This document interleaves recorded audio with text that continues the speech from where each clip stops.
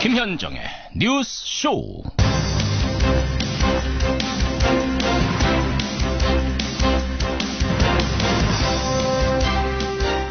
정치 보복 운운하는 데 대해 분노의 마음을 금할 수 없다. 이명박 전 대통령이 그제 성명을 낸 데 대해서 문재인 대통령이 한 말입니다. 애청자 여러분 안녕하십니까? 이명박 전 대통령 측 자신에 대한 수사가 노무현 대통령 죽음에 대한 한풀이하는 게 아니냐 이런 말을 했었죠. 결국 전 정권과 현 정권의 싸움이라는 그런 프레임이 지금 만들어지고 있습니다. 그런데요, 이 프레임 이명박 전 대통령이 원하는 그림인지 모르겠습니다만 국민들은 용납 안 할 겁니다. 국민들 수준 높습니다.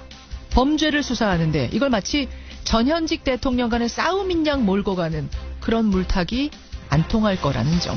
프레임 만들기를 멈추시라 조언합니다. 전현직 대통령이 따로따로 성명을 낼 이때예요. 어깨동무하고 함께 성명을 낸 정치인들도 있죠. 바로 안철수, 유승민 대표. 어제 통합을 선언했습니다. 사실은 지금 이혼도 끝나지 않은 상태인데 약혼식을 먼저 한 셈이어서요. 풀어야 할 과제가 많습니다. 잠시 후 바른정당 유승민 대표부터 연결하죠. 김현정의 뉴스쇼 출발합니다. 안철수, 유승민 두 대표는 통합개혁신당을 만들겠다고 선언했습니다. 한국 정치의 새로운 역사를 쓰겠습니다. 통합개혁신당을 만들겠습니다. 촛불혁명을 거부하는 반역이고 평화개혁 세력과 대결하려는 반민주적 시도입니다. 예, 바른정당 유승민 대표와 국민의당 안철수 대표 어제 공동 기자회견 갖고 신당 창당을 공식 선언했습니다. 부패한 보수와 위험한 진보, 양극단을 탈피하는 중도 정당 만들겠다 이런 선언한 건데요. 글쎄요, 통합은 본궤도에 올랐지만 앞에 놓인 상황이 녹록치만은 않습니다. 지방선거를 5개월 남겨둔 상황에서 얼마나 이 통합당이 단단히 내부 정비를 할 것인가, 이게 가장 큰 과제죠. 바른정당 유승민 대표의 답 직접 듣겠습니다. 유승민 대표 안녕하세요. 예, 안녕하세요. 유승민입니다. 드디어 선언까지 왔네요. 예. 참 우여곡절도 많았고 지난주까지는 우리 유승민 대표님 신중한 입장이셨던 걸로 제가 아는데. 예, 저는 뭐 계속 신중한 입장이었습니다. 그렇죠. 예. 근데 통합을 이렇게 결정적으로 결심하신 계기는 뭘까요? 아직 뭐 풀어야 할 숙제들이 있습니다만은 예, 저희들이 이런 정당을 만들겠다는 그 신념, 의지 이런 것을 일단 국민들한테 약속을 드린 거고요.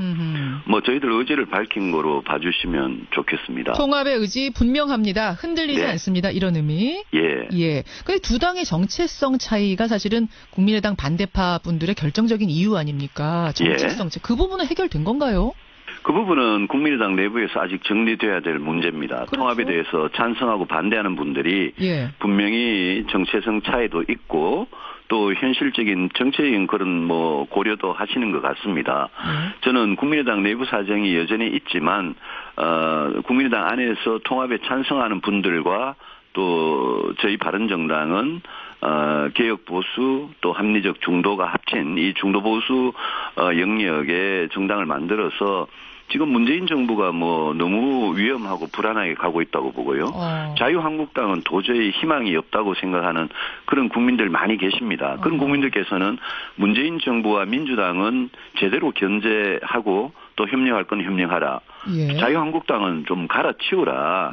저는 그런 명령을 내린다고 생각하고 그분들이 기대에 보수하는 부응하는 그런 이 대한 야당이라 그럴까요?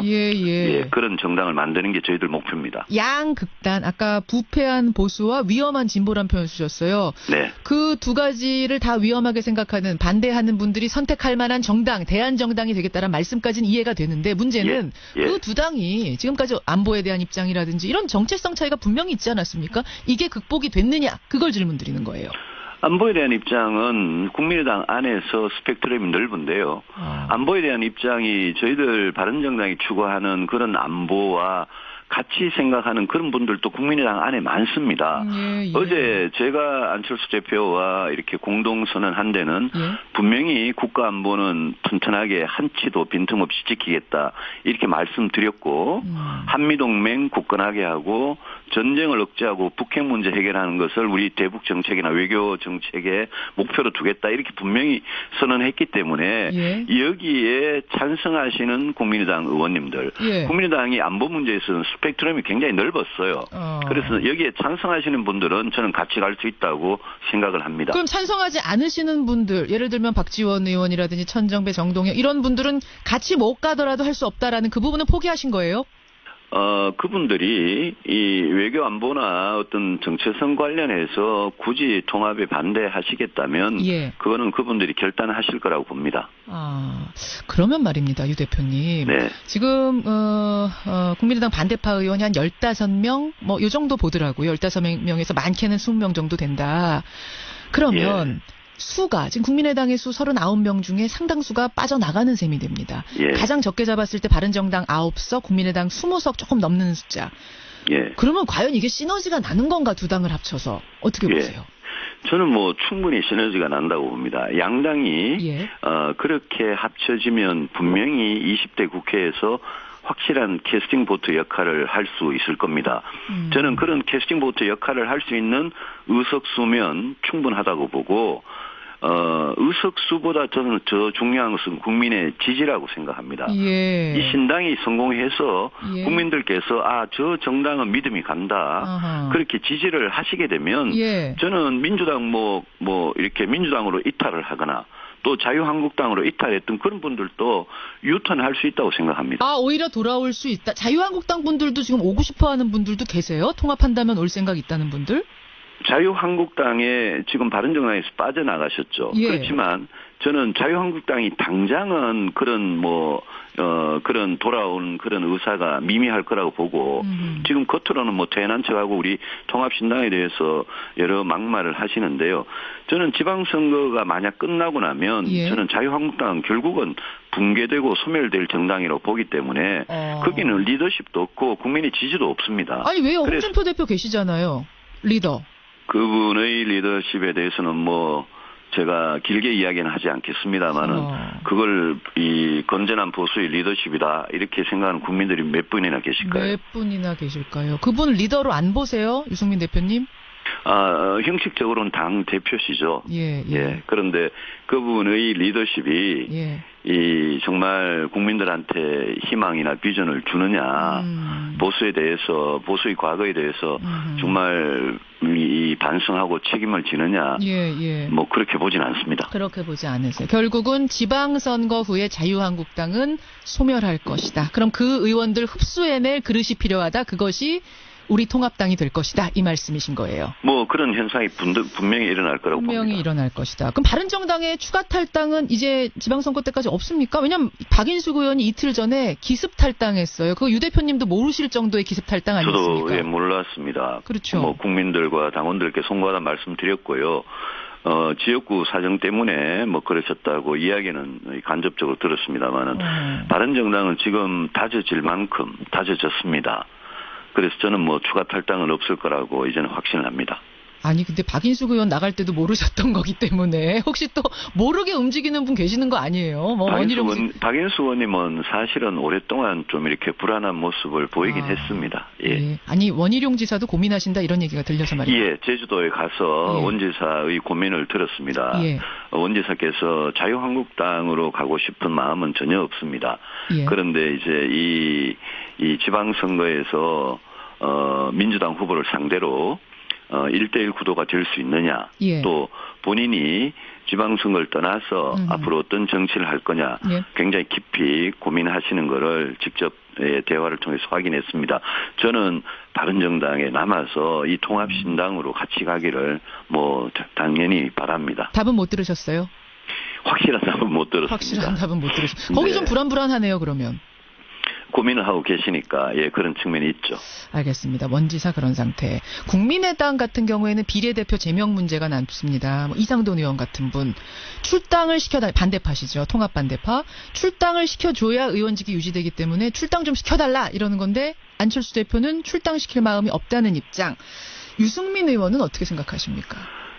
저희들이 바른정당 만들 때 이제 자유한국당이 지금 김현아 의원이라고 계시는데요. 계시죠? 비례대표시죠. 예. 그분이 저희들하고 뜻을 같이 했는데 자유한국당이 출당을 안 시켜줘서 맞습니다. 지금 자유한국당에서 완전히 왕따를 당하고 계시는데요. 예. 그런데 이제 이 비례대표 출당 문제는 이거는 저는 뭐 아직은 이 법적 통합이 안 됐으니까 안 대표님이나 국민의당이 알아서 하실 문제라고 생각합니다.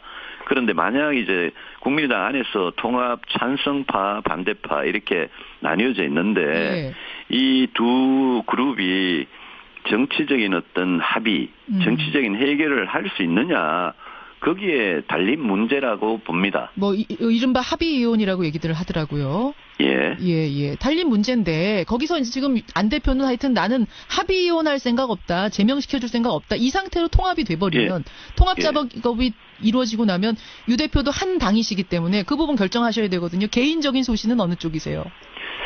저는 뭐 정치인은 뭐 정치적인 의사를 존중하는 게 맞다고 보고요. 억지로 이렇게 한 집에 있어도 뭐 지역구 국회의원들 같은 경우에는 언제든지 본인 의사에 따라서 뭐 탈당이나 어떤 다른 당으로 입당하거나 이런 게 가능한 거 아니겠습니까? 그래서 저는 같은 당을 하면 어떤 뜻과 가치 우리가 어떤 세상 만들 거냐 어떤 정치할 거냐 이런 데 대해서 뜻을 이렇게 같이 하는 분들이 똘똘 뭉치는 게 그 정당의 힘이라고 생각합니다. 김연아 의원 같은 경우를 보셨기 때문에 지금 이런 얘기 하시는 거군요. 보내주는 게 맞다. 알겠습니다. 국민의당과 통합 후에 다른 통합이 더 이어질 가능성이 있습니까? 아까 뭐 자유한국당 소멸 얘기는 하셨습니다만 소멸되기 전에라도 자유한국당과 함께할 가능성이 있습니까? 지방선거 전에는 저는 없다고 봅니다. 그런데 지방선거 이후에 저는 이 중도 보수 이 정치권에서 더 큰 변화가 있을 수도 있다 이렇게 생각합니다.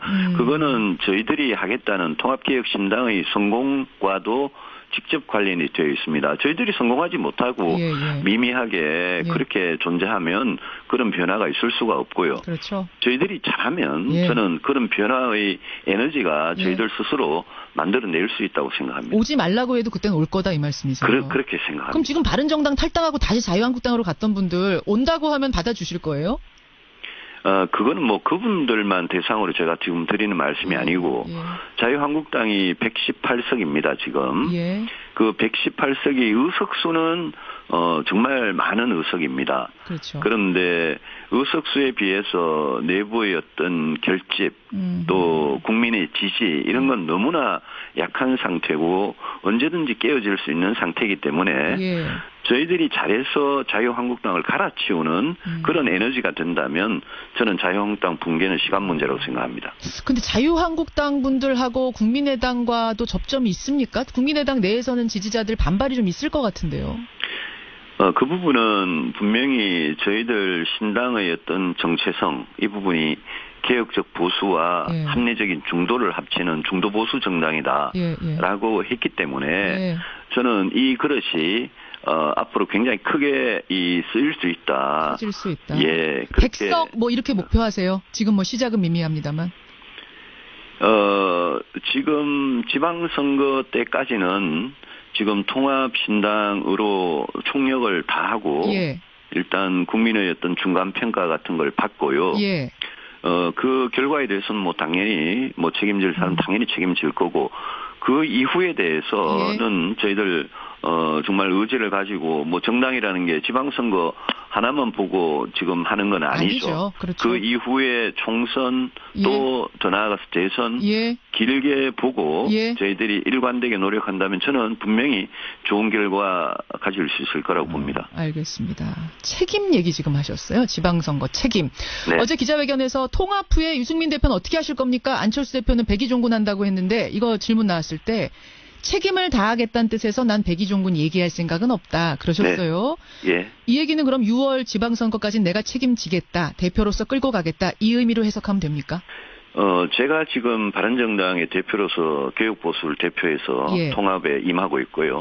안철수 대표께서 국민의당 대표로서 합리적 중도를 대표해서 지금 임하고 계십니다. 저희들 이 지금 통합 노력의 대표입니다.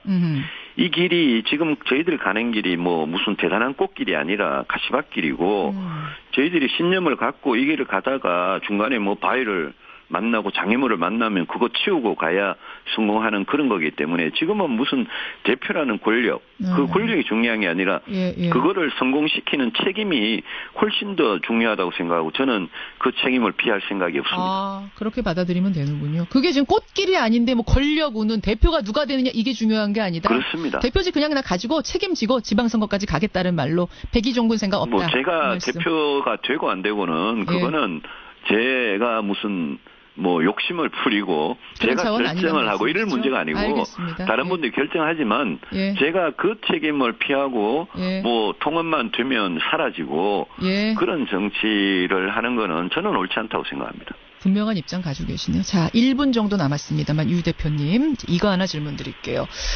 이명박 전 대통령의 기자회견이 굉장히 큰 지금 논란을 일으키고 있습니다. 네. 어떻게 바라보고 계세요, 이 상황? 저는 이명박 정부 때 뭔가 정말 심각한 문제가 있었다면 그걸 밝히고 바로잡는 거 이거는 법원과 검찰과 법원의 역할이라고 생각하지 이게 행정부 수반인 대통령 역할이 아니라고 생각합니다. 문재인 대통령께서 그런 식으로 감정을 앞세우면 그게 검찰에게 수사의 가이드라인을 주는 거 아니겠습니까? 분노 발언 이거 말씀하시는 거예요? 그렇습니다. 이거는 권력기관의 독립 개혁과 직결된 문제고 대통령께서 그런 식으로 뭐 분노했다 이렇게 감정을 앞세우면 국민들 대부분이 이거는 현직 대통령이 전직 대통령을 수사하라고 지시한 가이드라인으로 생각합니다. 가이드라인으로 느껴질 것이다. 그래서 저는 이명박 정부 때 문제가 있었으면 밝히자 좋다. 다 밝히자. 다만 독립되고 공정한 검찰과 법원이 밝혀라. 이렇게 두면 되는 거지. 그거를 문 대통령께서 하루 만에 뭐 경로했다, 모욕이다, 사법질서 부정이다. 그건 아니라고 보세요. 저는 그렇게 말씀하시는 거는 오히려 지금 권력을 잡고 있는 사람이 누굽니까? 싸움을 먼저 건 건 이명박 전 대통령이긴 하지 않습니까? 노무현 대통령 한풀이 이러면서. 전직 대통령이 싸움을 걸어도 현직 대통령이 그런 식으로 감정을 앞세우면 저는 지금은 권력을 잡고 있는 분이 문재인 대통령 아닙니까? 그러니까 그 권력을 행사하는 한마디 한마디가 그게 중요하다고 보는 거죠. 참으셔라 이 말씀이시군요. 인내하셔야 된다. 가만히 계시면 검찰과 법원이 수사하도록 그냥 두면 되는 겁니다. 여기까지 입장 확인하겠습니다. 유승민 대표 고맙습니다. 감사합니다. 바른정당 유승민 대표였습니다.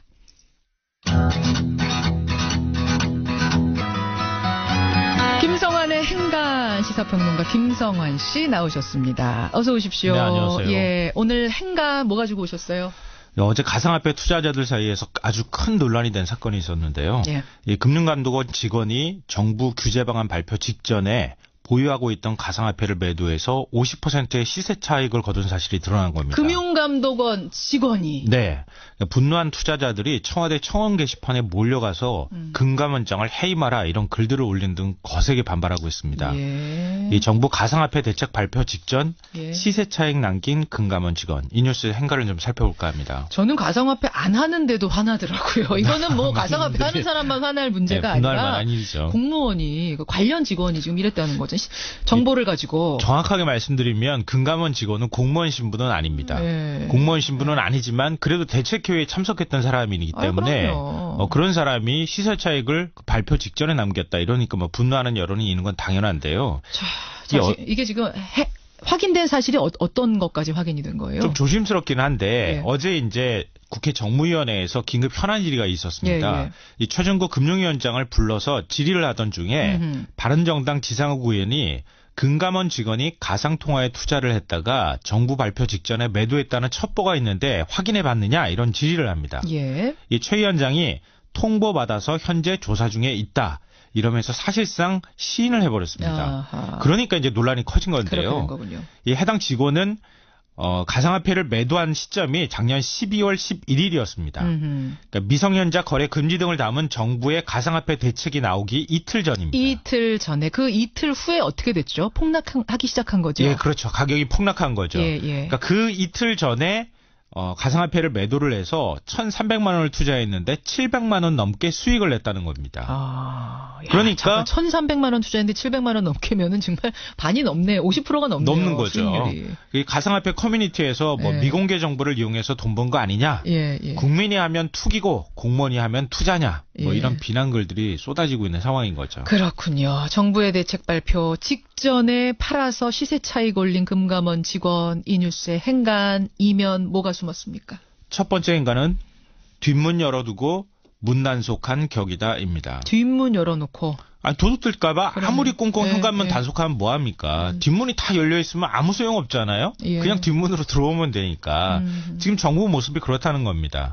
가상화폐 거래소를 폐쇄할 수 있다. 아무리 엄포성 얘기를 하고 단속을 하면 뭐합니까? 뒷문 다 열려있잖아요. 그러네요. 작년 12월 13일 정부의 규제 방안 발표할 때 어떤 일 벌어졌습니까?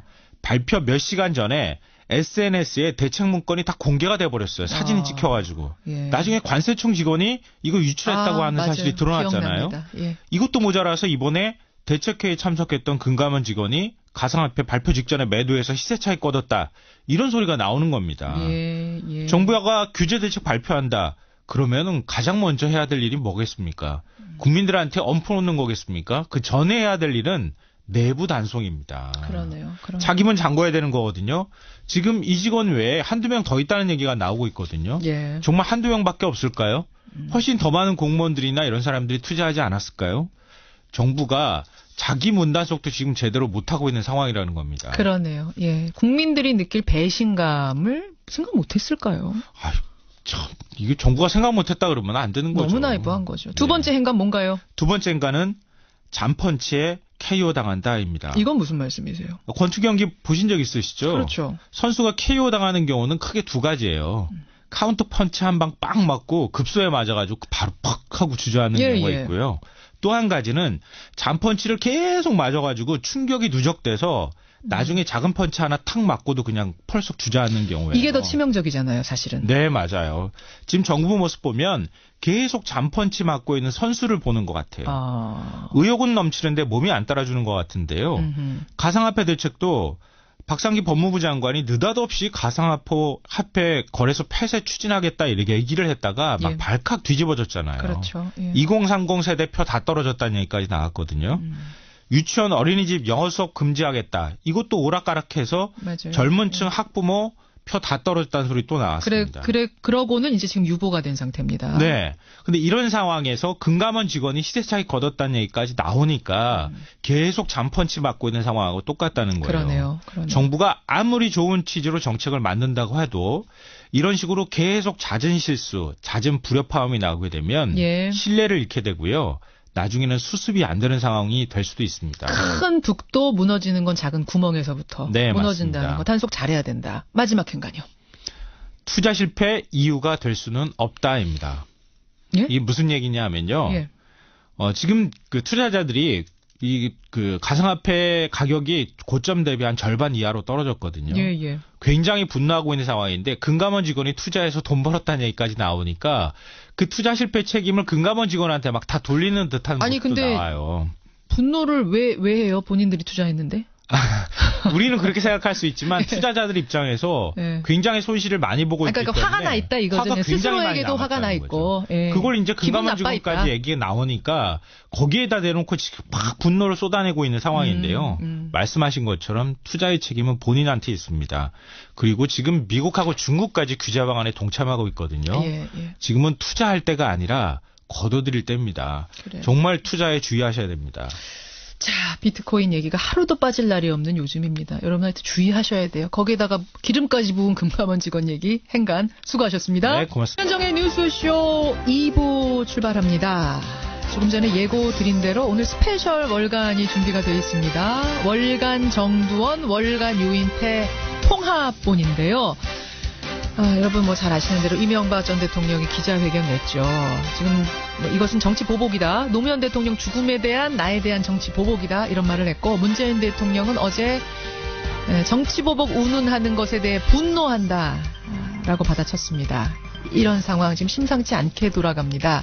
이 상황에 대해서 사실은 뭐 이명박 전 대통령을 누구보다 잘 아는 분이 정두원 의원이고 노무현 정부에서 청와대 정무수석 지냈던 분이 유인태 의원이죠. 이 두 분의 얘기를 좀 듣고 우리가 넓은 시야로 이 상황 바라보고 싶습니다.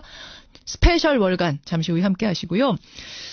어제 정부가 반려견 안전관리 대책 발표한 거 여러분 아세요? 목줄과 입마개 착용이 의무화된 맹견이 이제 6종에서 8종으로 늘어나고요. 개물림 사망사고가 발생하면 견주가 징역형을 삽니다. 최고 3년까지. 그리고 그 개는 안락사시킵니다. 이게 알려지면서 논란이 뜨겁습니다. 변상욱 대기자가 기자수첩에서 이 내용 다룹니다. 50원에 단문 100원의 장문 유료 문자 샵 1212 카톡 레인보우까지 열어놓고 출발합니다.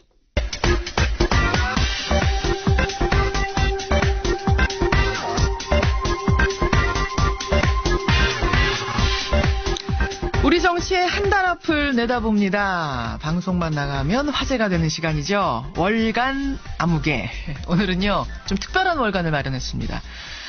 그제 이명박 전 대통령이 성명을 발표하고 문재인 대통령이 어제 나 분노한다. 정치 보복 운운하는 것에 대해 분노한다라는 반응을 내놓으면서 지금 분위기가 상당히 심상치 않게 돌아갑니다. 이런 상황에서 시야를 좀 넓고 깊게 바라봐야 될 것 같아서요. 오늘 스페셜 월간으로 준비를 했습니다. 스페셜 월간 유인태 정두원 통합본. 통합본의 주인공 두 분 모셨어요. 유인태 전 의원님 어서 오세요. 네, 안녕하세요. 정두원 전 의원님 어서 오세요. 안녕하세요. 통합본 괜찮으세요? 마음에 드세요? 파트너가? 저는 유인태 선배님을 제가 제일 사랑하는 선배님. 사랑까지? 진짜로. 진짜? 어떤 부분이 그렇게 사랑스러워? 근데 저분은 또 저를 별로 안 좋아하는 것 같아요. 짝사랑하고 있어요, 짝사랑. 유인태 의원님 답변하셔야겠어요. 예. 가깝고도 먼 사이죠.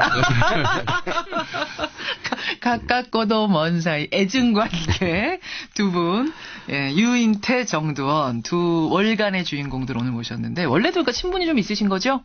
예, 학교 선배님이세요. 그럼 학창 시절부터 아시던가요? 아유, 차이는 많이 나죠. 네. 대선배님이시죠. 뭐 애들하고 어떻게? 저도 이제 6학년이거든요. 두 분이 한 10살 가까이 차이는 나시지만 네. 이렇게 보니까 또 두 분이 친구 같기도 하시고 보기 좋습니다. 이 두 분과 함께 오늘 스페셜 월간 통합본을 준비를 했는데요. 이유는 이렇습니다. 정두원 전 의원은 누구보다도 이제 MB에 대해서 잘 아는 분이시고 유인태 전 의원은 노무현 정부의 청와대 정무수석을 지낸 분이니까 누구보다 또 노정부를 잘 아는 분이시고 지금 이 돌아가는 판을 누구보다 잘 읽어줄 두 분이세요. 그래서 오늘 스페셜 월간을 좀 함께 만들어보자 이렇게 생각을 한 건데 우선 그제 MB의 갑작스런 기자회견 어떻게 보셨어요? 어떤 분 먼저? 네. 정 의원님? MB답지 않게 되게 긴장하셨더라고요. 긴장한 겁니까? 네, 그런 모습 처음 보는 것 같아요. 그러니까 좀 떨고 계시더라고요. 떨기까지요? 예, 근데요. 예. 검찰이 눈앞에 있을 때 천하의 장사도 떱니다. 저도 당해봐서 아는데. 천하의 장사도. 물론 우리 유인태 선배님은 안 그러셨을 것 같아요. 천하태평이라서. 유 의원님은 어떠셨어요? 그때도 졸고 있을 것 같은데. 이명박 전 대통령 떠는 거 처음 보셨어요? 예. 떨고 결국 눈앞에 왔다는 걸 지금 본인도 느끼고 있는 거군요. 그럼요. 그게 이제 어제 얘기했듯이 김희중 실장 등장으로 인해서 이제 갑자기 위기감을 팍 느낀 거죠. 자, 거기까지 김희중 실장 이야기 잠시 후에 더 여쭙겠습니다. 유 의원께서는 어떻게 보셨습니까? MB 기자회견? 안타까웠어요. 전 며칠 전에도 그런 얘기를 했지만은 이제 이명박 대통령이 우리 좀 국격이랄까 예. 또 우리 국민들을 더 이상 참담하게 만들지 말고 저는 좀 커밍아웃을 해라. 그러니까, 커밍아웃 자백해라. 예, 그러니까 사실 이실직고죠. 다스는 여차여차했는데 이렇게 그 당시 불가피하게 차명으로 이랬다. 참 그동안 이렇게 좀 국민에게 거짓 털어놔라. 좀 탁 털고. 예. 그게 본인도 마지막 그 명예를 찾는 길이고, 그리고 뭐 우리가 모셨던 대통령이 다 뭐 한 분은 29만 원밖에 없는 분하고 뭐 감옥에 있고 뭐 이렇잖아요. 또 살아계신 분 네 분인데 한 분은 병석에 계시지만 또 이 양반마저 저렇게 끝까지 그 손바닥으로 하늘 가리려고 하지 말고 그래야 우리 국민도 조금은 덜 참담해지지 않겠냐.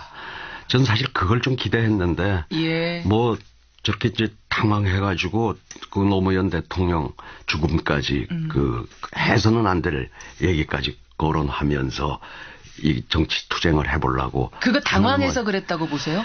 당황했죠. 이 상황에 대해 당황해서. 당황했죠. 이젠 뭐 어디 피할 길이 없는 다 드러나게 생겼다 이렇게 되니까. 두 분 다 지금 평이 비슷하시네요. 떨고 있더라, 당황한 것 같더라. 눈앞에까지 검찰 수사가 왔다는 걸 본인이 느끼고 있다라는 총평은 그 부분. 정 의원님, 그러니까 지금 왜 지금이냐 하는 거예요. 왜 지금이냐. 사실은 이 다스 누구 겁니까? 뭘 어떻게 된 겁니까? 4대강 어떻게 된 겁니까? 여러 가지를 계속 물어왔는데 가만히 있던 그분이 왜 지금 나서서 기자회견을 자청했을까? 그러니까 국정원 댓글 사건부터 시작해서 군사이버사령부 댓글 운영 거기까지 왔다가 이제 다스로 왔거든요. 근데 사실 국정원 댓글이나 군사이버사령부 댓글은 좀 뭐가 진전이 없어요. 애매해요. 다스는 되게 복잡하고 시간이 걸릴 것 같고. 그렇죠. 근데 국정원 특활비는 이건 이제 정부에서도 여권에서도 이제 궁여지책으로 나왔는지 하여간 이거를 딱 내놓으니까 이제 문제가 되는 건데 여기서 이제 아까 또 얘기하지만 김희중의 등장으로 김희중이 저기 같이 3명이서 들어갔잖아요. 누구 들어갔죠 그때? 김백준. 또 비서관 한 명 더 김진모. 이번에 조사받으러 들어간 사람들. 두 사람은 영장을 쳤는데 김희중은 영장을 안 쳤어요. 그냥 나왔어요. 이걸 보고 이제 놀래버린 겁니다. 왜요? 뭔가 얘기가 좀 되고 있구나라고 이제 알아차린 거죠. 검찰에 협조하고 있구나. 거기서 이제 당황하게 된 거죠. 김희중 실장이라는 사람, 그러니까 청와대의 제1부속실장이었습니다, 여러분. 어떤 사람이에요? 도대체 MB와는 어떤 관계인 거예요? 그러니까 MB의 그림자고 분신이고 걸어다니는 일정표죠. 그러니까 걸어다니는 일정표? 늘 옆에 있으면서 전화 걸고 전화 받고 또 어디 일정 구체적인 거 다 만들어서 안내하고 그러니까 붙어 있는 사람 아니에요. 언제부터 그렇게? 심지어는 MB가 김중한테 돈을 타다 쓰는 형편이죠. 그거는 15년 된 거죠. 그러니까 지갑까지 다 관리해준다 이 말씀이에요. 15년 전부터. 15년 전이면 그러면 의원 시절에 6급 비서관부터 시작한 거예요. 찰싹부터 다녔던 그림자. 분신이라고 할 수 있죠. 분신이라고 할 정도. 아니 그런 분신이 왜 돌아섰느냐 지금 이건데 무슨 그 옷고 치르고 또 부인 상당하고 이런 과정에서 틀어졌다는 게 사실이에요? 그러니까 이 친구가 이제 저축은행 사건 원래 굉장히 맑고 담백하고 정말 깨끗한 친구입니다. 근데 저축은행 사건에 이제 실수를 했죠. 한 번 실수를 했는데 돈을 받았습니다. 이제 1년 3개월 형을 받고는 항소를 포기했어요. 왜 그러냐면 이제 구질구질하게 안 구는 친구인데 한편으로는 이제 MB가 이제 사면을 해주겠지라고 기대를 하고 한 거죠. 빨리 이제 종결 지으려고. 항소하면 사면 안 되니까. MB 재임 기간에. 그렇죠. 그런데 사실 MB 재임 기간에 누가 사면됐냐면 천신일 또 최시중 두 분이 사면됐거든요. 됐죠. 그 MB 이제 친구이고 멘토이고 이런 분들인데 자기는 쏙 뺐어요. 천신일 최시중은 왜 사면을 했냐? 이 사람들은 좀 두려워서 사면했을 거예요. 다른 소리 할 수 있는 사람들이. 두려워서. 김희중은 너는 뭐 네가 무슨 얘기를 하겠어. 그리고 이제 무시한 겁니다. 내 비서, 말하자면 내 뭐 졸개 부하 같은 네가 뭘 하겠어. 뭐 이런. 또 너무 착한 사람이니까 그냥 착한 사람을 무시한 겁니다. 그런데다가 이제 출소 2개월 놔두고 부인이 이제 스스로 목숨을 끊는데 안타까운 일이죠. 근데 어떻게 가보지도 않고 꽃도 안 보내고. 그러니까 저는 거기서 좀 희한했어요. 부인이 목숨을 끊었습니다. 상을 치르는데 그야말로 분신 같던 부하의 부인이 그런 상을 당했는데 그것도 뭐 이제 스스로 목숨을 끊는 굉장히 안 좋은 상을 당했는데 가지 않는 건 물론이고 조화가 하나 안 왔다는 게 진짜예요? 그러니까 너는 이제 돈 받아서 저 형을 사는 놈이니까 내가 그 근처에 가기가 나 싫다. 얼씬도 안 하겠다? 이런 내 거죠. 이미지 안 좋으니까? 네. 와, 거기서 틀어진 거군요, 결정적으로. 굉장히 옹졸한 거죠. 예, 인간적인 배신감을 느꼈다. 이런 말씀이에요. 얼마나 아는 거예요, 그러면은, 김희중 실장이? 얼마나? 오히려 저희들도 국회의원 해봤지만은 저희보다 저 개인 비서가 더 잘합니다. 거꾸로 물어보면 어저께 나 누구 만났지? 어저께 뭐 먹었지? 그렇죠, 형님. 그러니까 더 잘한다고 볼 수가 있는 거죠. 그래요? 비서는 그렇습니까, 위원님? 그렇죠. 아니, 이제 전부 정치인들 뭐 사고 나는 거 보면 수행 비서 뭐 여기에서 기사들 뭐 이래가지고 터진 사람이 어디 한둘이에요. 가장 믿는 사람이고 가장 잘하는 사람이고 뭐 부인보다 더 잘할 수도 있겠네요. 부인이야 갖고 만나잖아. 그러고 보니까 또 그러네요. 예. 대화도 잘 안 하고. 그러고 보니까 또 그런 집이 많아요. 그럴 수 있겠네요. 가장 잘하는 사람, 나보다 나를 더 잘하는 사람. 어디까지 이 사람이 입을 열겠는가에 대한 두려움이 지금 MB에게는 있는 것이다. 어디까지 말할까요, 그럼? 그러니까 지금 검찰로서는 보배를 이제 확보한 거잖아요. 그러니까 이제 검찰의 능력에 달려 있는 거죠. 어디까지 말할까 하는 부분에서 말이죠. 지금 김윤옥 여사의 명품 쇼핑 얘기가 나왔어요. 더불어민주당의 박홍근 의원이 이제 제기를 한 건데, 내가 얘기를 들어보니 김희중 실장이 들어가서 그 특활비를 국정원 특활비 받아서 제2부속실장, 그러니까 김윤옥 여사를 담당하는 비서 제2부속실장한테 내가 건넸다. 1억 원을. 그거를 명품 쇼핑할 때 썼다더라. 이런 진술을 했다라고 박홍근 의원이 들었답니다. 이렇게 되면 특활비가 굉장히 사적인 용도로 쓰였다는 것이 확인되는 순간이 되는 거죠. 제가 볼 땐 그건 좀 근거 없는 것 같고 너무 나간 것 같고. 너무 나간 겁니까? 예, 그보다 더 할 수는 있죠. 그게 무슨 말씀이세요? 나도 모르지만은. 더 할 수도 있다? 네. 영부인 명품 쇼핑 정도가 아니다? 그보다는 더 큰 하자가 있을 가능성이 있어요. 그 특활비 사용처. 네, 저도 근거가 없어서 말은 못하는데 하여간 저는 그런 좀 심정이 드네요. 심증이 드네요. 개인 의견이니까요. 이거는 어차피 뭐 저희가 수사할 수 있는 것도 아니고 개인 의견이니까 어느 쪽을 생각하시는 거예요? 그 더 큰 거라는 거. 그러니까 대통령 선거 과정에서 이제 알 수 없는 일들이 많이 벌어졌습니다. 사실. 고비가 한 세 번이나 있었는데. 어떤 거 지금 말씀하시는 거죠? 그거는 지금 제가 죽기 전에나 말할 수 있는 일들이 있거든요. 그게 이제 대통령 후까지 이어집니다. MB가 대통령 되는 그 과정을 말씀하시는 그렇죠. 거예요? 거기서 별 일이 다 벌어지는데 우리는 이제 그런 걸 헤쳐나왔죠. 근데 그게 후유증이 대통령 후까지 갑니다. 그걸 처리하는 과정에서 돈들이 필요해요. 그게 특활비로 쓰였을 가능성. 지금 한 3번 정도의 알 수 없는 일이 벌어졌다고 말씀하셨어요? 아주 그냥 경천동지할 일들이 벌어졌죠. 뭡니까 그게? 우리가 아는 거예요? 일반인들이 아는 거예요? 아니면 그 내부에서만 아는 거예요? 저 목을 매십시오. 제가 얘기하나. 그 정도? 네, 그 정도 일입니까? 얘기하는 제가 이상한 사람 될 수도 있어요. 지금 좀 큰 발언 하셨어요, 정 의원님. 알고 계시죠? 근데 하여간 여기까지만 합시다. 그러니까 대통령 선거, 그러니까 대통령 경선 기간, 선거 기간, 요때 벌어진 3가지 일. 이것이 대통령 후에도 뭔가 막아야 될 상황이 벌어졌고, 그것에 이 특활비가 쓰였을 가능성. 그러면 김윤옥 여사 무슨 명품 쇼핑 이거는 될 것도 아니다. 그분들은 또 그 정도 사람들은 아니에요. 뭐 공군 가지고 특활비 쓰고 그런 사람들은 아닙니다. 알겠습니다. 예.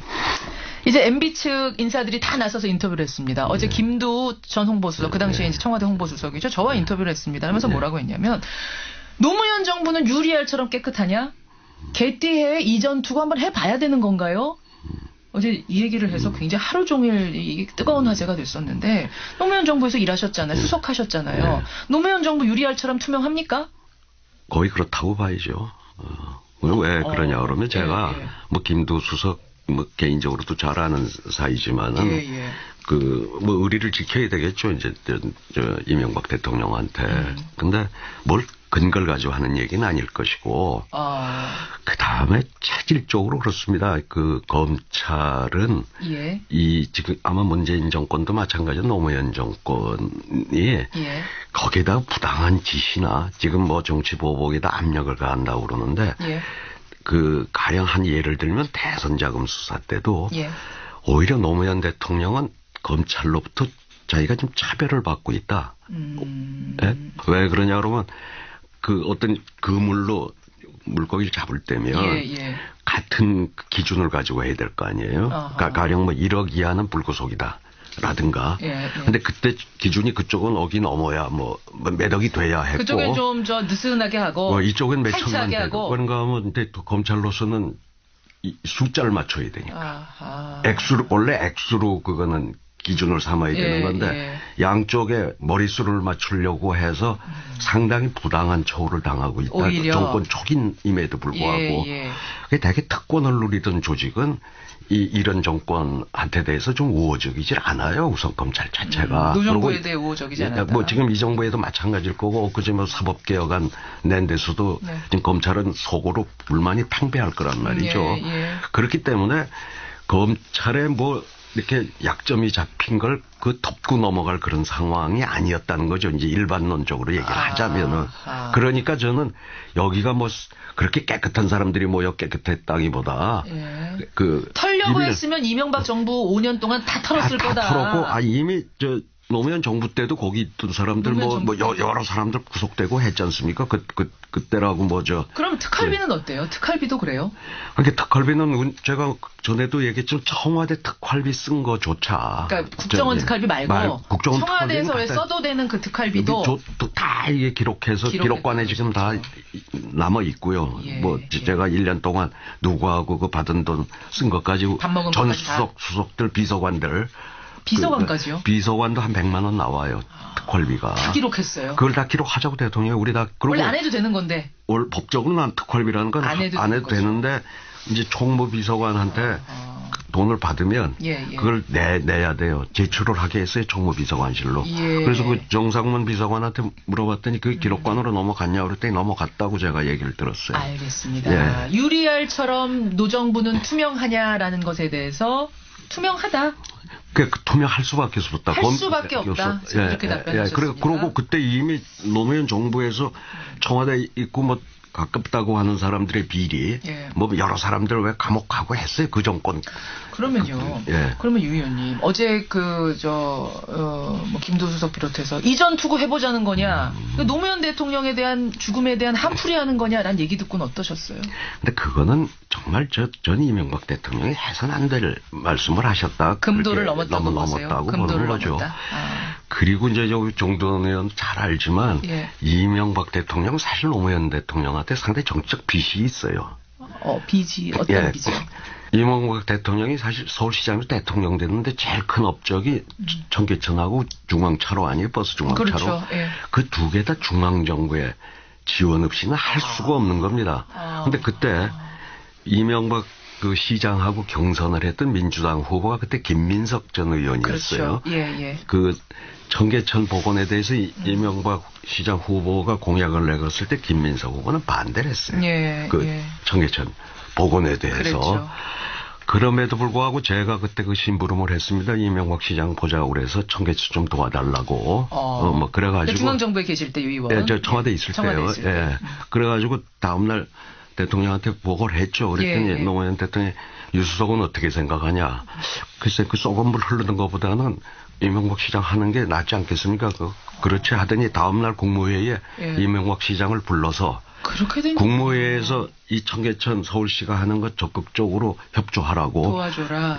이명박 시장이 국무회의 끝나고 막 덩실덩실 춤을 췄어요. 저도 뭐 그 자리에 있었지만 그러고 준공할 때도 노무현 대통령 불러서 사실 노무현 대통령 아니면 청계천 준공 못했다. 그건 뭐 이명박 시장이 당시에 직접 한 얘기거든요.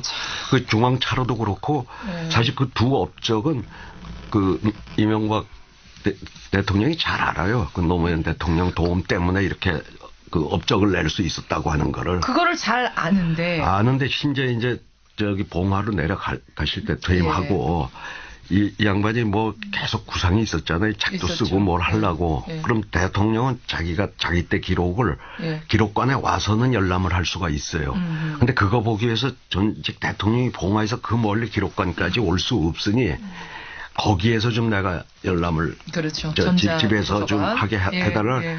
구두로는 저기 그 이명박 당선자하고 얘기할 때 예. 구두로는 말씀을 하셨대요.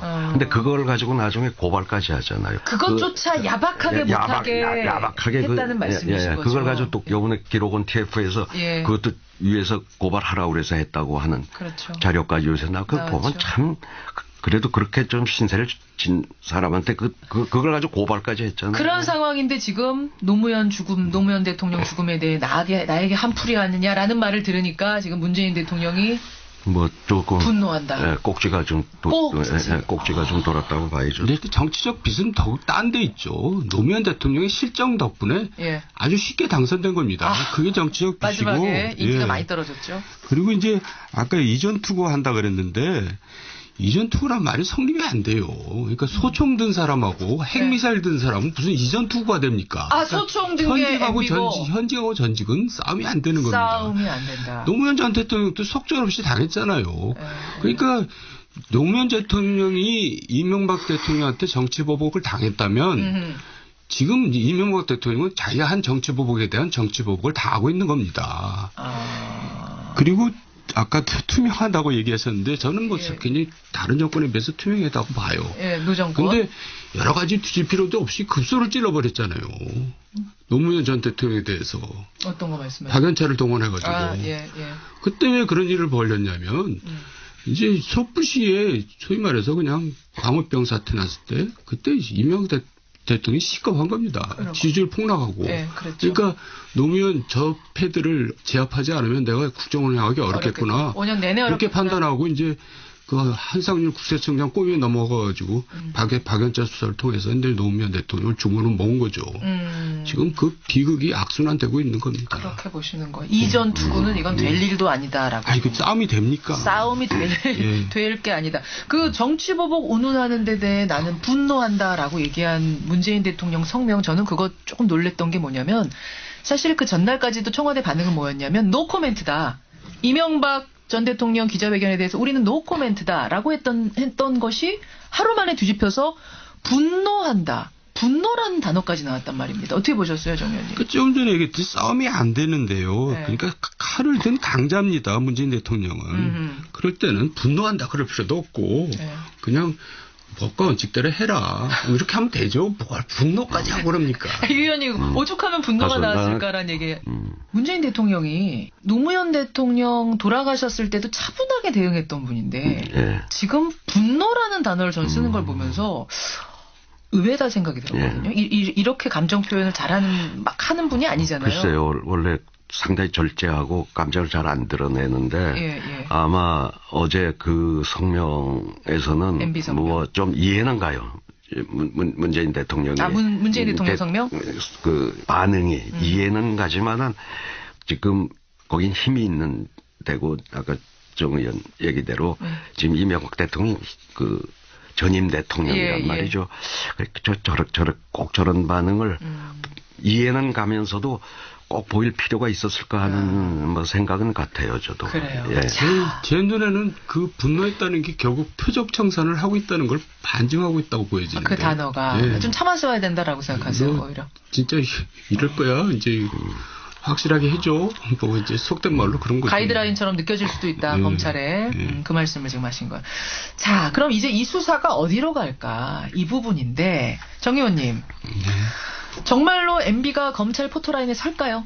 쓰죠. 왜냐하면 정권이 그걸 목표로 하고 있는데 그건 뭐 누가 말리겠습니까? 섭니까? 그렇죠. 뭐 검찰이 왜 있어요? 불법이 드러났는데 그러면 그 조사를 안 하고 검찰이 덮을 권한이 없잖아요. 직무유기할 수 없잖아요. 오라고 하면 가긴 갈까요? 가겠죠. 갑니까? 가죠. 갈 수밖에 없나요? 그건 확실하다. 그러면 또 하나. 김희중 실장처럼 추가로 진술할 사람. 말하자면은 이제 뭐 나는 이제는 진실을 찾겠다 해서 등 돌리고 진술할 사람은 누가 남아 있습니까? 정 의원님? 지금 특활비 수사가 이제 여러 군데로 번질 수가 있는데 특히 이제 민간인 사찰로 번질 가능성이 높아요. 민간인. 그러니까 MB 정부 때 벌어졌던 민간인 김진모가 받았던 돈이 이제 그 당시 민간인 사찰 벌어지고 네. 재판 벌어질 때 무마용으로 이제 많이 쓰여졌다는 거 아니에요? 그렇죠. 뭐 심지어는 이제 변호사 비용까지 이제 대줬다는 얘기인데 뭐 추측입니다만은 그러면 이제 민간인 사찰로 가면 어떻게 되느냐? 그때 다 민간인 사찰을 덮었거든요. MB 정부에서. 예. 뭐 호텔에서 불러다 조사하고 컴퓨터는 다 디가중시키고 그런 수는 엉터리 수사를 했는데 그 수사를 다시 하다 보면 이제 그 당시 뭐 수석이었던 권재진 전 장관이나 뭐 이용호 비서관이라든가 이런 사람들이 다시 나옵니다.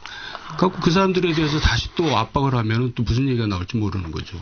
그 당시 그 상황을 누구보다 잘 알고 있는 두 사람. 그러니까 민간인 사찰에 대해서 우리가 관가하고 있는데 그게 가장 악랄한 블랙리스트입니다. 그 대상이 됐던 게 정도원 제가 1차 대상이었죠. 1차 민간인 사찰 받으신 그러니까 분이죠. 그거는 뭐냐면 MB에 대해서 비판하는 자들은 뭐 분야를 막론하고 지고화를 막론하고 사찰한다. 이게 저 민간인 사찰이거든요. 그러니까 가장 악랄한 블랙리스트였습니다. 우리가 박근혜 정부 블랙리스트에 분개하는데 이거는 뭐 그거에 한 10배에 해당되는 블랙리스트죠. 될 것도 아니다. 예. 거기가 한번 터지면 뭐 미행하고 뭐 별짓을 다 했습니다 그때. 그러면요 특활비로 이렇게 됐는데 특활비 다음은 민간인 사찰이군요. 그렇게 되죠. 되는 거군요. 지금 실제로 그 최종석 뭐 전 행정관이 뭐 가서 조사받고 나왔다고 기사도 나오고 그러더라고요. 그러니까 그 사람 누구예요, 최종석은? 저 민간인 사찰 담당했던 청와대 행정관이죠. 담당자. 그럼 그 사람들 권재진, 이영호, 최종석 이런 사람들이 입 열기 시작하면 김희중 실장급의 뭔가 터질 수 있다. 뭐 그급은 아니지만은 이제 민간인 사찰이라는 것 자체가 사람들이 잘 모르고 그런데 그게 또 하나의 핵이죠. 핵폭탄이죠. 핵폭탄이 그다음 핵폭탄 민간인 사찰이 될 거다. 그 끔찍한 짓들을 많이 한 거예요 그때 그 조사하면서. 그러니까 뭐 거의 그 악당들이 그러니까 영포 출신 영포 라인들이 모여가지고 정권을 호위한다 그러면서 그렇게 이제 온갖 온 사회를 상대로 사찰을 했는데 또 그들이 벌인 짓이 그것뿐만이 아닙니다. 각종 이권 청탁, 인사 청탁을 하다가 안 들으면 또 그 사람을 상대로 사찰을 하거든요. 그게 무슨 말씀이에요? 공기업에 이 사람 하나 꽂아줘 했는데 거기서 안 꽂아주면은 그 공기업 사람들 막 사찰해요? 네. 사장들? 미행해가지고 비리해가지고 쫓아내고 이제. 그런 일이 부지기수입니다. 그런 게 국정농단이죠. 이게 터지기 시작하면 박근혜 전 대통령 때 블랙리스트는 될 것도 아니다. 그래서 오죽했으면 제가 이건 정권을 잡은 게 아니라 이권을 잡은 거다 그렇게 얘기했겠어요. 그렇군요. 오늘 뭐 경천 동지할 얘기들을 여러 지금 정두원 전 의원이 하고 계시는데 아까 그 경천 동지 3가지요. 그거 조금 얘기해 주시면 안 돼요? 그건 제가 죽기 전에 얘기할 테니까 그때 저 병실로 꼭 오세요. 아니 저는 말이죠. 지금 김희중 실장 얘기를 정두원 전 의원이 하셨는데 김희중 실장 말고 정두원 전 의원이 입 열기 시작하시면 지금 이거 죽기 전에 나 말 못한다 할 그 얘기들 하기 시작하시면 이거 더 큰 거 아니에요? 근데 이제 그게 아름다운 얘기면 좋은데 아름답지 않은 얘기이기 때문에 저도 해롭습니다. 나쁜 얘기하는 사람은 누가 좋아하겠어요. 그러네 뭐 배신자, 폭로자 이런 얘기 자꾸 붙이는 거 정말 싫은데. 알겠습니다. 경천 동지 3가지는 분명히 있다. 이 말씀을 지금 하셨어요. 그리고 민간인 사찰이 이 다음 핵폭탄이 될 것이다. 유 의원님 이 수사 어떻게 될 거라고 보세요?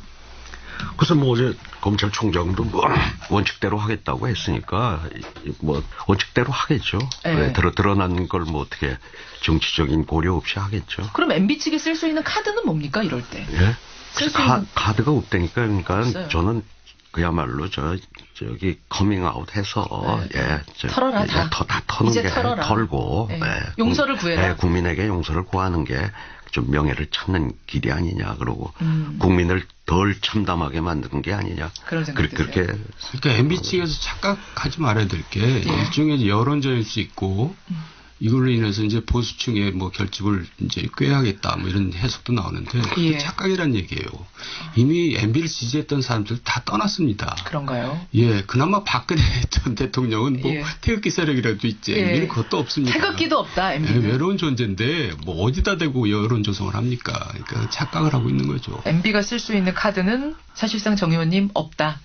없죠. 이런 거 있어도 소용이 없습니다. 왜냐하면 노무현 전 대통령이 돌아가셨거든요.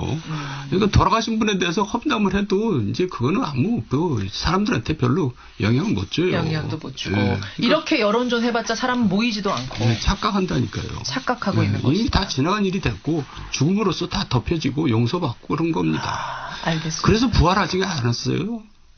그래서 부활한 겁니다. 지금 문재인 대통령이. 그 죽음으로써 부활한 겁니다. 근데 그걸 어떻게 이제 거꾸로 되돌릴 수가 있겠어요. 알겠습니다. 유 의원님, 청와대 쪽이랑 연락 자주 하시잖아요. 자주 하네요. 계시는 분들하고. 거기 분위기 지금 어떻대요? 처음에 조심스러워서 그 이명박 대통령 그 뭐 성명에 대해서 반응이 없었더니 오히려 문재인 대통령이 왜 아무 말도 안 하냐고 하면서 이제 저렇게 했다고 그러더라고요. 처음에 노코멘트 하자 이거였는데. 노코멘트 하자가 아니라 다들 그냥 이심전심으로 이게 조심스러운데 괜히 우리가 여기 코멘트 하기에 조심스러우니까 입을 다물고 있으니까 오히려 문재인 대통령이 저런 그 분노의 반응을 보였다는 거죠. 그러니까 싸움을 거는데 대응을 하면 똑같이 되는 겁니다. 급수가. 그럼 문 대통령에게 하는 조언은 이제 그냥 가만히 계시는 게 낫겠다. 그러니까 강자가 가만히 있어야지. 강자가 약자가 덤비는데 거기 대응하면 다 같이 급이 강자가 아니라 같은 급이 돼버린다. 그 급이 돼버린다. 그럼 MB 이명박 전 대통령에게 던지는 조언 마지막으로 한마디 해주시죠. 글쎄 좀 착각을 안 하셨으면 좋겠고요. 이제 저는 그분이 다스에 대해서 포기를 하느냐 안 하느냐 이제 그 결정을 먼저 내리고 이제 그 다음 일을 해야 될 것 같아요. 다스 그게 8조 되는 돈이 재산이거든요. 8조입니까? 8조 가치가 있죠. 크네요. 근데 그분들한테는 그게 생명보다 소중할 수 있어요. 이제 그 결정부터 한 다음에 이제 그 다음 결정을 해야 될 겁니다. 우선 할 게 그거죠. 딴 거보다. 그것부터 털어라. 그러니까 명예를 찾을 거냐, 그 부를 끝까지 그렇게 지킬 거냐, 그거죠. 그 마음 결정. 근데 그게 그 손바닥으로 하늘 가리는 일이라고요. 그건 결국은 다 나올 거고 또 알만한 사람 다 전 세상이 다 알고 있어요. 다스가 누구 거라는 걸. 그걸 가지고 자꾸 손바닥으로 하늘 마지막까지 가리려고 하다가 본인만 더 추한 모습으로 또 우리 국민들 더 참담하게 하지 마시고 이제 조금 그 명예를 찾으시라. 그날 MB가 기자회견하는 날 엄청 기침을 많이 했어요. 원래 기관지는 안 좋으신데 그날 유독 이제 기침을 많이 내면 긴장했다는 얘기죠. 긴장했다는 얘기. 앞으로 수사도 많이 받고 이래야 되는데 이거 아프면 어떡하나 걱정되더라고요. 누구실까봐. 워낙 또 건강은 또 탁월하신 분이에요. 그래요? 타고나신 분이에요. 큰 걱정은 안 해도 됩니까? 그 기침은. 알겠습니다. 오늘 두 분과 함께 월간 정두원, 월간 유인태 통합법 마련해봤습니다. 어떠셨어요? 두 분 함께. 형님 옆에 있으니까 그냥 말이 잘 안 나오네요. 긴장하셨어요? 형님. 괜히 쫄아가지고. 형님은 어떠셨어요, 유인태 의원님? 앞으로 따로 불러주세요. 두 분의 미팅은 이제 오늘 처음이자 마지막으로 하는 걸로? 아닙니다. 듣는 분들 반응은 굉장히 좋아요. 저희가 가끔가다 통합본 한 번씩 마련하겠습니다. 고생하셨고요. 다음에 따로따로 뵙겠습니다. 고맙습니다. 수고하셨습니다. 감사합니다. 월간 유인태, 월간 정두원 두 분과 함께했습니다. 강노아님, 오늘 월간 충격적인 고백들이 많이 나오네요. 역대급 핵폭탄 같습니다 하셨는데, 진짜 정두원, 유인태 이 두 분은요, 조곤조곤 저 옆에 있는데도 잘 안 들릴 만큼 조곤 얘기하시는데 듣다 보면 핵폭탄이에요. 잘 들어야 돼요. 서효수님, 이명박 전 대통령의 성명을 듣는데 최순실 씨가 검찰 출두하면서 소리 지르던 그 모습, 민주주의 검찰은 다 죽었다, 뭐 이게 떠올랐다 이런 말씀하셨고, 허금선님, 판도라 상자가 완전히 열리면 어떤 일이 일어날지 걱정된다 그러셨어요. 김미연님은 이명박 전 대통령 그 많은 돈으로 지금 뭐 김인홍 여사 명품 얘기 나오는데 그 사실이라면 그것만 샀을까요? 정두원 의원이 얘기한 경천동지 할 일이 진짜 있을 것 같다. 이런 얘기를 하셨는데 도대체 그 경천동지가 뭘까? 경천동지. 예. 윤영보님, 정두원 형님, 마티즈 절대 타지 마세요. 왜요? 윤영보님. 예, 마티, 뭐 이런 이야기들. 신변 걱정된다. 권웅님, 김희중 씨 신변 걱정됩니다. 경호를 충분히 해주고 있습니까? 이러셨는데 제가 알아봤습니다. 그랬더니 김희중 씨는 지금 경호에 들어갔답니다. 예, 붙어 있다는 얘기를 제 전해 들었습니다. 그리고 저희가 인터뷰에 초대하고 싶어서 전화를 하루 종일 걸었습니다만 전화기는 꺼져 있습니다. 하루 종일 오프입니다. 예, 그래서 김희중 씨 이야기는 정두원 의원 통해서, 전 의원 통해서 저희가 들은 겁니다. 신변 걱정은 안 하셔도 될 것 같고요. 고맙습니다. 변상욱 기자 어서 오세요. 네, 안녕하십니까. 어제는 이전 투구라는 얘기를 김두호 수석이 했어요. 하루 종일 실시간 검색어에 이전 투구가. 김두호 기자가 그랬어요. 예, 그랬습니다. 아이고, 김 기자 참. 기자 출신이시죠, 그거. 오늘은 경천동지가 하루 종일 검색어에 오를 것 같아요. 경천동지 한 기억이 있습니다. 언제? 우리 1987년 영화가 요새 유행이지만. 예. 그 무렵에 필리핀에도 민주화 투쟁이 있어가지고 마르코스 장기 독재. 예. 대통령을 쫓아냈죠. 예. 그 시민들이 그 궁에 들어갔을 때 그 부인이 쓰던 그 방과 룸들에서 쏟아져 나온 어마어마한 명품들을 보면서 야, 이거면 국민이 굶주리지 않아도 될 뻔했다. 이거 팔아도. 네, 그때가 경천동지였는데 뭐 최순실 씨의 국정농단을 보면 야, 대통령과 가까운 어릴 적 친구 같은 사이였다고 하면 저 정도인데 부인이라면 도대체 맘먹고 문제를 일으킨다면 도대체 어느 정도 힘이 센 걸까 하는 생각을 할 수는 있죠. 아무튼 문제는 김희중 씨의 말이 맞아요. 더는 못난 아빠가 되고 싶지 않았다. 그런 얘기. 예, 그래서 내가 이 일을 하는 게 옳은지 틀린지는 딸을 불러가지고 네 친구들하고 한번 얘기를 해봐라. 더 이상은 못난 아빠가 되고 싶지 않아서 나는 진실을 밝힌다라는 문자를 정두원 의원한테 보냈답니다. 그렇죠. 예. 자, 어쨌든 뭐 진실은 밝혀집니다. 예. 김희중 씨가 입을 열든 누가 입을 열든 진실은 밝혀질 테니까요. 경천동지할 날이 다가오고 있다고 믿고 있게 기다리겠습니다. 근데 놀랄 일이 많지 않았으면 좋겠어요. 예, 다 밝혔는데도 아유 이거야? 라는 게 돼야 사실은 덜 씁쓸한 건데 참 그렇습니다. 기자 수첩 뭐 가지고 오셨어요? 네, 우리나라의 개는 두 가지 종류가 있었습니다. 맹견 아니면 일반 반려견. 이전 투구 얘기하다가 또 오늘 개요. 예. 이제는 관리 대상견이라는 종류가 새로 이제 추가가 됩니다. 관리 대상견이 뭡니까? 맹견은 아닌데 사람을 공격해서 상해를 다치게 한 적이 있거나 바닥에서부터 어깨뼈까지 높이가 40cm 이상인 개는 관리 대상견으로 규정이 됩니다. 왜냐하면 맹견이 아닌데도 사람을 물어서 해를 입힌 사고가 좀 있었기 때문에. 그러니까 이미 맹견은 관리 대상견인데 맹견 아니더라도 한 번이라도 사람 문 적이 있거나 아니면 바닥에서부터 그 개 어깨까지 높이가 40cm 이상이면은 맹견. 그렇죠. 관리 대상견. 관리 대상견은 이제 좁은 공간에서 보행로에서는 입마개를 갖다 반드시 착용해야 되는 거죠. 근데 문제는 있어요. 덩치가 커도 사람을 되게 무서워하면서 피하는 개들이 많습니다. 작아도 사나운 개도 있고. 그 플란다스의 개 저는 갑자기 생각나. 되게 그렇죠. 큰데 순하잖아요. 네. 그래서 이 문제가 제기될 걸 예상했는지 2년 동안의 유예 기간을 부여하고 혼란과 불편을 최소화하겠다고 말을 하는데 아무튼 이번에 농식품부가 내놓은 안전관리 대책을 보면 모든 반려견은 목줄 길이는 2m로 제한한다. 이것도 있어요. 목줄 외출할 때 목줄 길이 2m. 근데 이것도 목줄을 어느 정도 늘려주고 개가 마음대로 왔다 갔다 할 수 있도록 해야 개가 스트레스를 덜 받고 사나워지지 않는데 목을 바싹 조여갖고 계속 끌고 다니면 오히려 개는 스트레스를 받고 사고 위험이 높아질 수도 있다라고 하는 문제도 있습니다. 그다음에 이제 입마개를 씌워야 된단 말이죠. 걸핏하면. 그러면 입마개를 씌우면 개는 아시다시피 땀샘이 없어서 혓바닥으로 열을 배출해야 되는데 입마개를 계속 씌워놓으면 이것도 역시 개한테 승질 사나워지라고 재촉하는 같은. 그래서 개들이 더운 날 헥헥거리는 거예요? 헥헥거리는 이유가 그거지 않습니까?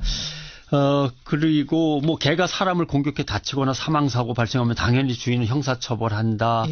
개가 사람을 공격하는 경우는 소유자의 동의 없이도 지방자치단체장이 격리 조치할 수 있다. 개선의 여지가 없다고 보면은 바로 안락사로도 갈 수도 있다. 뭐 이런 등등의 계획들을 내놨죠. 어제 이 계획에 대해서 두 가지 반응이 나왔습니다. 한쪽은 이것도 약하다. 더 세게 해라라는 쪽이 있는가 하면 네. 동물을 가족처럼 생각하는 입장에서는 반발이 또 상당했어요. 네. 사고가 난 개에 대해서는 엄히하는 거는 할 수 있는데 그 전 과정들이 문제인 것 같습니다. 위험한 개는 개가 나쁜 개여서가 아니라 관리 상태, 사육 환경의 문제, 그다음에 개별적인 개의 특성에 합쳐져서 결정되는 거거든요. 근데 농식품부가 한 것처럼 덩치가 크니까 위험해라든가 이런 것들은 조금 무리가 있는 거고요. 또 하나의 문제는 우리나라의 지금 관리 방식 자체가 목줄을 짧게 해. 입막에 채워버려. 사고 나면 과태료 물려. 주인은 무조건 처벌해버려. 그래도 안 되면 안락사 시켜버려. 철저히 사고의 책임을 누군가에게 확 지워버리는 방식이란 말이죠. 당연히 개와 개 주인한테 지우는 방식입니다. 그렇죠. 그러나 철저히 그렇게 나아가는 거는 정치적으로도 옳지 못하다라고 하는 거죠. 왜냐하면 그게 무슨 말씀이세요? 선진국의 예를 한번 살펴보겠습니다마는 근본적인 해결책은 사고가 안 나게 하는 것. 자유롭고 평화롭게 함께 살아가는 거거든요. 서로 존중하면서. 그렇죠. 맹견을 키우려면 시작부터 허가제인 나라들이 많습니다. 선진국은. 맹견 소유자가 과연 그럴 자격이 충분히 되느냐부터 따집니다. 그것부터 검사해요? 사전 교육을 반드시 받습니다. 그래서 자격을 제한하는 거죠. 프랑스, 뉴질랜드는 사육 면허제가 있어서 견주가 개를 키우겠다고 하는데 그 환경이 어떤지 여건이 어떤지 실사를 해봅니다. 그래서 이렇게 키워서는 안 되겠다라고 하면 안 되는 거죠. 그렇군요. 특히 맹견의 경우는 주기적으로 몇 달마다 한 번씩 와서 행동평가를 받습니다. 아, 이거 마을에 살아도 되겠다? 안 되겠다. 그 정도로 검증을 받는 거죠. 맹견은 그만큼 위험한 거죠. 영국도 도사, 피플테리어 등 몇 종의 맹견은 특별 통제견이라고 부릅니다. 이건 법원에서 허가를 받아야 됩니다. 위험한 수준이 아니라는 걸 인증을 받고 등록 카드를 받아야만 되고요. 그리고 중성화를 시킵니다. 번식하지 못하도록. 그다음에 공공장소에서는 목줄 입마개를 반드시 맹견일 경우에는 하게 돼 있습니다. 그래요. 그럼 맹견을 일반 가정에서 못 키우게 하는 경우도 있는 거예요? 그렇죠. 맹견이면 아예 수입과 번식을 확실하게 금지하는 나라도 있습니다. 이 독일 같은 경우인데 독일 안으로 수입해 갖고 올 수 없습니다. 맹견은 번식 금지고요. 그래서 소유가 금지되어 있는 거죠. 맹견은 꼭 필요한 경우는 보안 감시견, 인명 구조견. 그러면 독일은 아예 특수 목적으로 쓰는 맹견 외에는 키우지 말아라 금지. 선진국도 다 모양이 키우도록 해놓고 나중에 사후에 뭐 책임무는 그게 아니라 아예 금지. 키우게 하려면 철저하게 법원이 사전에 심사를 거쳐서 등록 허가증을 내주고 주기적으로 계속 안전한지를 확인하든지 아니면 맹견을 데려오지 마라 하든지 뭐 이런 종류가 다른 거죠. 맹견이 사람이나 반려동물을 물어버리면 어떻게 처리할까? 이거는 처리하기 전에 사고를 낸 개의 행동을 평가하는 절차가 있습니다. 그리고 법원에서 그 개에게 충분한 변호를 보장합니다. 법원 심리에서 개에게 피해를 입거나 두려움으로 저 개 때문에 무서워서 못 살겠어요 라는 사람이 있다면 자기가 증명해야 됩니다. 증거를 모아서. 그런 거고요. 법원은 듣고 보니까 위험한 개 같다 그러면은 전문가를 불러서 전문가가 평가하도록 하고 전문가에게 몇 달 동안 훈련을 시켜서 다시 데리고 와봐라 이렇게 명할 수도 있고 절차가 까다로운데 개 주인이 너무한다고 항소할 수도 있습니다. 그래요. 여러 가지 복잡한 이유가 많고요. 그다음에 개가 억울할 경우 있습니다. 개가 억울할 경우? 혹시 물린 사람이 개 주인을 때리려고 했다거나 이거는 뭐 개 본능이죠. 그렇죠. 주인 방어는. 그 개가 이미 주인 곁을 뱅뱅뱅 돌면서 확보한 영역이 있는데 피해가면 될 것을 계속 그 안으로 들어와 갖고 개를 갖다가 자꾸 째린다든가 또는 예전에 그 개를 때린 적이 한 번 있다든가 이러면 개는 벌써 알고 위협을 할 수도 있는 거니까 그래서 개가 충분히 그럴 상황이었는지 아닌지를 변호를 갖다가 할 수 있도록 돼 있는 거죠. 그럼 개에 대한 변호는 누가 해요? 변호사가 해요? 해야죠. 해야 돼요? 그렇죠. 해야죠. 그래요. 근데 집에 데려올 때는 참 착한 아이였는데 우리 아이가 갑자기 사람을 물었어요. 그럼 어떻게 해야 돼요? 이게 원 바이트 룰이라는 것도 있습니다. 원 바이트 룰? 그 개가 이전에 누구를 해친 적이 전혀 없었고 공격성을 전혀 드러낸 적이 없었는데 라는 걸 주인이 증명하면 주인이 사고가 일어나리라고 예측하기 참 어려웠던 상황이구나. 그래서 주인의 책임을 묻지 않습니다. 한 번은 봐주는 거예요. 초범은 봐주는 거죠. 첫 번째는? 그러나 이때도 주인은 목줄 착용도 했었고 계속 개를 바라보고 있었는데 순간적으로 개 동작을 놓쳤다. 이렇게 되면 되는데 개를 저기다 버려두고 딴짓하고 있었다. 이렇게 되면 안 되죠. 당연히. 그건 안 됩니다.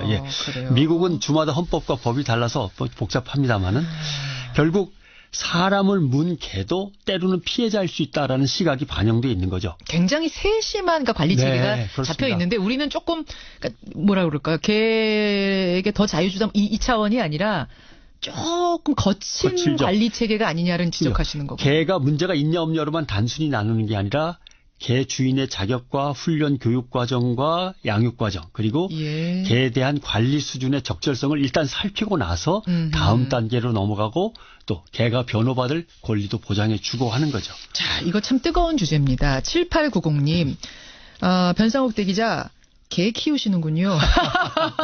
개 편을 든다고 이분은 생각하셨나 봐요. 키우세요? 그렇죠. 아니 전혀 안 키워본 적이 없습니다. 뭘 또 이렇게 전혀 안 키우신다고.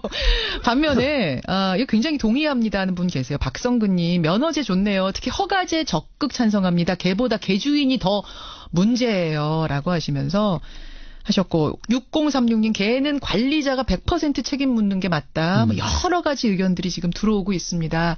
개 문제가 사회 문제 됐습니다. 개띠해입니다. 특히 이전 투구 말고 개에 대한 적절한 관리 방법을 조금 더 신중하고 조금 더 깊이 있게 생각해봐야겠어요. 한 말씀만 첨부한다면 동물도 인권에 비견되는 생명으로서의 권리가 있는 겁니다. 이걸 동물권이라고 하는데 동물권이 보장받는 사회는 사람의 인권도 훨씬 더 보장받는 사회로 갈 수 있는 거라는 말씀입니다. 변상욱 대기자 수고하셨습니다. 고맙습니다.